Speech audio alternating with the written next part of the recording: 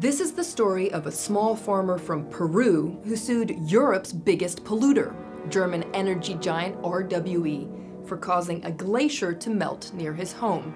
Now at first, this case may seem far-fetched. 10,000 kilometers separate them, and RWE has no coal mines or power plants in Peru. So how can it be responsible? Farmer Saúl Luciano Lliuya insists the utilities company is liable. He accuses RWE of contributing to climate change and thus being partially responsible for melting snow and ice that's threatening to flood his village. Big businesses have polluted the planet. Global warming is accelerating, and that's causing glaciers to disappear. A German court is treating the case. Saúl wants financial compensation from RWE to pay him back for the money he spent to build flood defenses for his house and village, and he's done the math.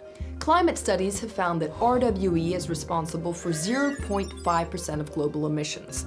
So he's asking the company to pay for 0.5% of his expenses, 17,000 euros. Now that might sound incredible, but Saúl's story is far from isolated. A global movement is emerging. The number of climate-related lawsuits across the world has tripled in the past 3 years. In 2017, there were 900 cases in 24 countries, 2/3 of them in the United States. Judges enjoy some degree of autonomy, which nowadays, applied to climate change, is becoming crucial because what isn't done by the executive, meaning the government, and what isn't done by the legislative branch, in other words, parliament, can be done by judges who become a third power. The number one target of these lawsuits, big businesses, particularly in the fossil fuel industry. American cities and counties are leading the battle. New York City, for instance, is the latest to join the fight. The Big Apple is suing the world's 5 largest oil companies. The idea is to hold them responsible for present and future damage to the city from climate change. In other words, extreme weather similar to Hurricane Sandy in 2012. This was a tragedy that was wrought by the actions of the fossil fuel companies. It's time for them to start paying for the damage they've done. If you thought businesses were going to take it lying down, think again. The counterattack has already begun. For example, in a rare legal move, ExxonMobil has turned against the lawyers that are suing it, accusing them of conspiracy. The fossil fuel industry's defense is that so many different actors are responsible for climate change, so it's impossible to target one stakeholder in particular.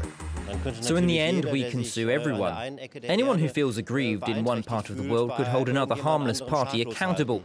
Not necessarily just an energy company. It can be an industrial company, a taxi company, a freight company, or an airline. That is indeed an issue. How can you prove the cause and effect between one company's activity, CO2 emissions, global warming, and a particular catastrophe? And how can you put a cost on it? But it's not just a question of money and compensation. A green revolution is underway. Citizens are suing their own leaders in order to get them to implement real climate policy. For instance, 900 citizens in the Netherlands got their government sentenced by a district court in The Hague.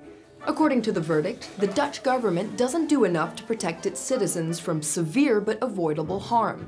It must cut its greenhouse gas emissions by at least 25% by 2020. This was a global first, though the state has appealed the decision. We are incredibly happy because many people said that this would not be possible, and today the judge said climate change is a serious problem, very serious, and that the state should protect its citizens and that the Dutch government doesn't do enough. Is this legal action against companies and governments just a clever PR move for NGOs? Or can it spur real change and make a lasting mark?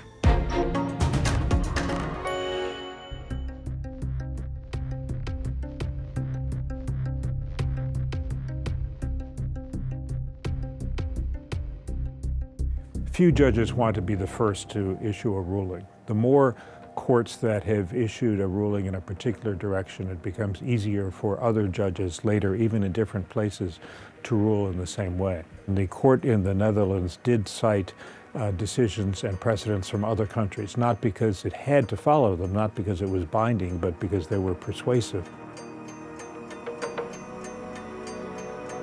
So far, the laws in no country are enough to handle climate change. The traditional doctrines of the law are designed for specific problems, usually in narrow geographic areas. Most laws around the world are not adequate to deal with a global, massive problem such as climate change. Today in the world, there are 20 times more laws related to climate change than 20 years ago. Justice is evolving. Businesses, meanwhile, are trying to stay one step ahead and anticipate potential lawsuits that could become more widespread and collective and more expensive. But many cases call for action, not compensation. Perhaps this new era of climate litigation could be a real turning point in the fight against global warming.